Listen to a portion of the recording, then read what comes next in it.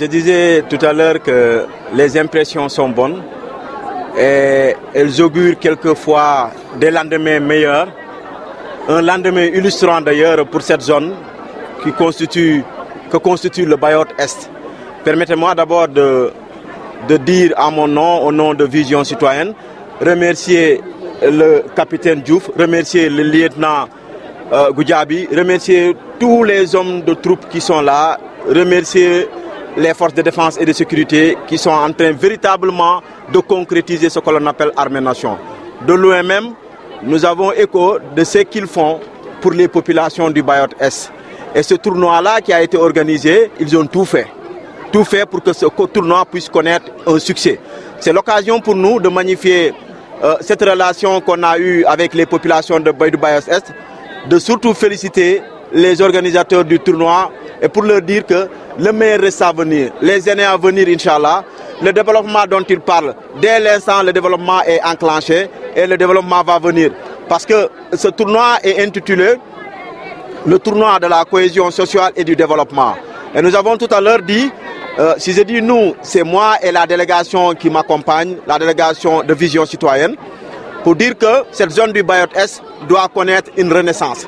Et c'est désormais cette zone du Bayot-Est doit vivre comme tous les autres Sénégalais, à savoir du point de vue infrastructure, du point de vue développement économique, social et culturel, parce que c'est une zone malheureusement qui, à un moment donné, quand on entendait cette zone, c'est parce qu'il y avait crépitement d'armes, c'est parce qu'il y avait peut-être des mines, c'est parce qu'il y avait des coupes de bois. Aujourd'hui, cette zone va connaître un certain rayonnement par rapport à l'organisation de ces activités ludiques et ces activités, comme l'a dit le commandant tout à l'heure, qui constituent des activités sociales, qui visent uniquement à raffermir les liens sociaux. Vous savez, aujourd'hui, nous sommes en train de mettre de grands pas vers l'installation d'une paix définitive en Casamance. Et nous pensons qu'aujourd'hui, au niveau de Toubacouta, au niveau du Bayot-Est, tous les Sénégalais doivent mettre leurs mains à la pâte pour que cette paix tant recherchée en Casamance puisse s'installer de manière définitive.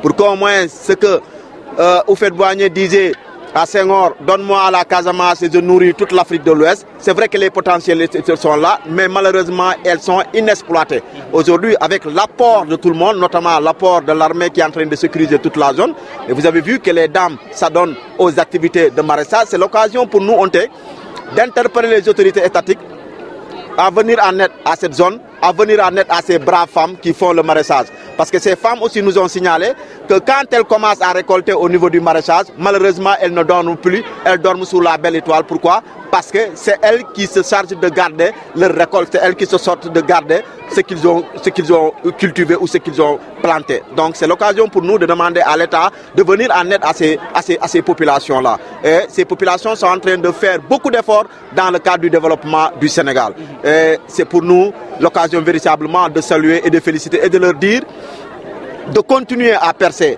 Parce que comme le disait Martin Luther King, si tu ne peux pas être lune, sois étoile. Donc cette zone doit être une zone brillante, cette zone doit être une zone où les populations vont briller de par leur effort pour un Sénégal commun, un Sénégal de tous et un Sénégal pour tous. Je suis déjà prêt et je dis pas moi-même en tant que tel, parce que le jeu il est détestable sur toutes ses formes.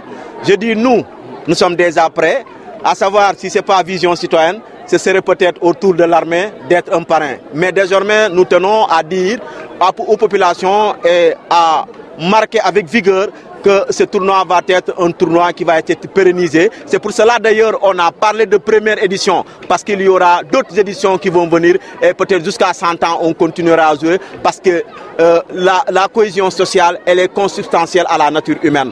Tout ce que l'on fait sans cohésion sociale, on ne peut pas le réussir. Donc ce tournoi qui est intitulé Tournoi de la cohésion sociale, on voudrait voir un peu partout au Sénégal même, les gens emprunter cette marque-là pour l'installer ces jeux, parce que nous avons connu dans ce pays des moments douloureux qui ont fait qu'à un moment donné, le lien social un peu s'est dissous. Aujourd'hui, il est temps pour nous de de tisser large, et c'est pour nous de renforcer ce que l'on appelle liens sociaux, parce que sans ces liens-là, on ne peut pas à nous, chacun de nous, jouer son rôle. Pour jouer son rôle, il faut que l'on soit juste, il faut que l'on soit unis, parce qu'on dit c'est l'union fait la force, et cette union aujourd'hui, vous le voyez autour de nous.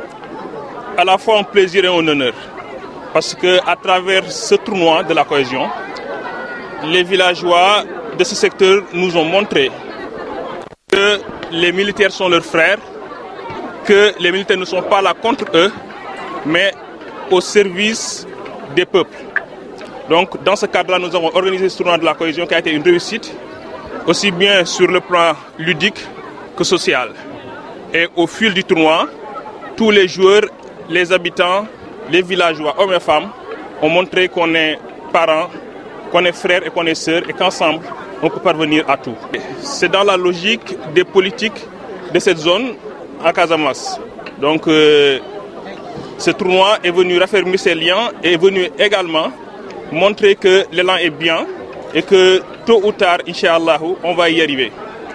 Le message que j'adresse à toutes ces populations, c'est de continuer de raffermir ces liens et de faire en sorte de cultiver le lien armée-nation. C'est-à-dire, à chaque fois que les militaires sont là, de leur montrer qu'ils sont leurs frères, qu'ils sont également les bienvenus, mais l'armée aussi de faire en sorte d'intégrer les populations dans leur action, en discutant et en montrant qu'ils sont là pour eux et non contre eux.